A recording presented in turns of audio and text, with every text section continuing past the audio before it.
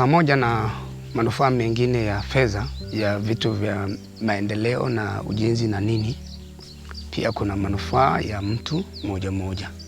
Tukiwa kwenye mikutano ya wananchi na serikali, wananchi huwa wanaamua kuhusu fedha yao, na kwa sababu fedha ipo, pia wamehamasika kutunza msitu wao vizuri. Kama vijiji vingine ambavyo havina carbon zinatoa mchango kwa kichwa cha mtu shilingi 30,000 au 50, sisi hatutoi.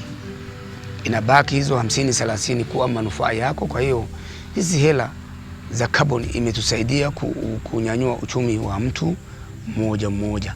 Lakini pia kutokana na ubia huu na uhifadhi na walinzi wetu ambao umewekwa na wananchi na wanaolipwa na hela ya carbon, msitu wetu umekuwa. Tunapata mazao mbalimbali kama asali na msitu kuongezeka na malisho ya ng'ombe kuongezeka, na hata miti kustawi na msitu kuwa mkubwa, kukua kila siku kwa kiwango ambacho wataalamu wetu wanafahamu wa carbon.